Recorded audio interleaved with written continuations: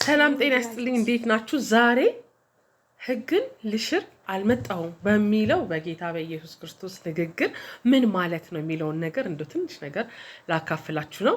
ኢየሱስ ክርስቶስ ሕግን አልሻርኩም ሲል መጀመሪያ ኢየሱስ ክርስቶስ ወደ ምድር ሲመጣ ልዩ ትምህርት ይዞ ነው የመጣው። ምንድን ነው?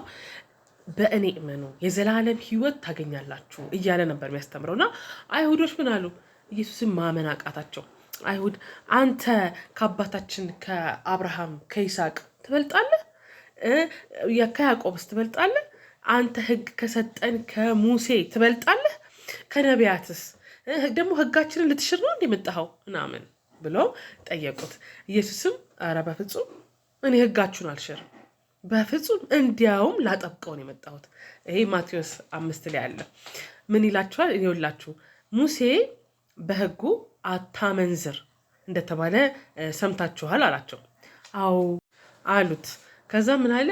እኔ ግን እላችኋለሁ ወደ ሴት ያየ ሁሉ ደግሞ የተመኛት ሁሉ አመንዝራለች አላቸው።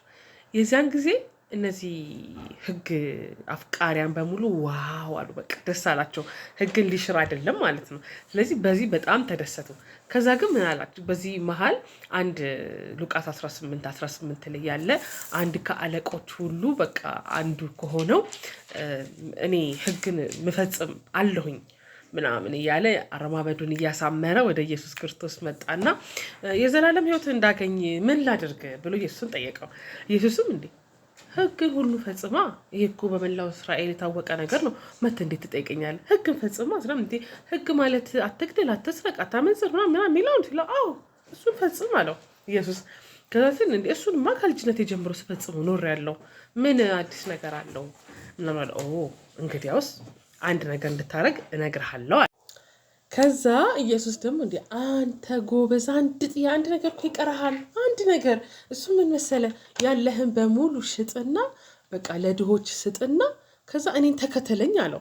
ኢየሱስ ክርስቶስ ይህን ሲናገር በዛ አገር ባህል ለድሆች መርዳት፣ ድሆችን መመጽወት ያጸድቃል ተብሎ ይታመናል። እንዲሁም ለድሆች ሲሰጡ እንደዚህ በሰው መሀል እንዲታዩ እያደረጉ የሚሰጡት ሁሉ የዛ የአምልኮ ፓርት ነው እና ጽድቅን ያመጣል ተብሎ ስለሚታሰብ እንዲህ ሽጥና ለዳዊት ስጥ ሲለው ሰውየው እያዘነ ሄደ ይላል። ኢየሱስ ምን አለ? ይሄ ሕግን ሁሉ ፈጽምኩ ያለውን ሰውዬ አያችሁት አይደለ አለ። ምንድነው ዘ እግዚአብሔር አምላክህን በፍጹም ልብህ በፍጹም ነፍስህ ውደድ የሚለውን ግን ሕግ መፈጸም አልቻለም። ምክንያቱም ከእግዚአብሔር ይልቅ ሀብቱ ገንዘቡ በልጦበታል። ስለዚህ ይህን ሕግ መፈጸም አልቻለም አላቸው። ስለዚህ ከዛ እስቲ ንገሩኝ፣ አሁንስ ሕግን ፈጽማችሁ መዳን ትችላላችሁ? መጽደቅ ትችላላችሁ? እኔ እነግራችኋለሁ አትችሉም አላቸው ኢየሱስ። አትችሉም። ሕግን ፈጽማችሁ መዳን በመጽደቅ አትችሉም። 1000 ካህናት ቢኖራችሁ 1000 መስዋዕት ቢኖራችሁ 365 ቀን ብትጾሙ ገዳም ገብታችሁ እድሜ ልካችሁን ራሳችሁን ብትገድቡ በሕግ አትጸድቁም። ጽድቅ በሕግ የለም አላችሁ። እኔ ደግሞ ሕጉን ልሽር አልመጣሁም፣ ሕግ በፍጹም አልሽርም። ታዲያ እንዴት ይሻላል?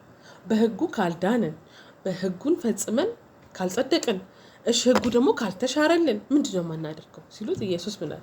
እኔ የመጣሁት ይሄ ቀንበር የሆነባችሁን ሕግ ዳግመኛ እንዳይገዛችሁ ፍጻሜ ልሰጠው ነው አላቸው። ሕጉን ኃጢአትን በመስቀል ላይ ጠርንቄ ከመንገድ አስወግጄ ነፃ ላወጣችሁ ነው የመጣሁት አላቸው። ይህንን ግን ምን ያህል ሰው ይቀበላል? አሁንም በሕግ ባርነት ውስጥ ላላችሁ ዛሬ በክርስቶስ ኢየሱስ በማመን ነፃ እንድትወጡ ነፃነታችሁን አውጁ። በሕግ ባርነት ነፃ ውጡ። በክርስቶስ ኢየሱስ አምናችሁ ነፃ አውጡላችኋለሁ። ተባረኩ።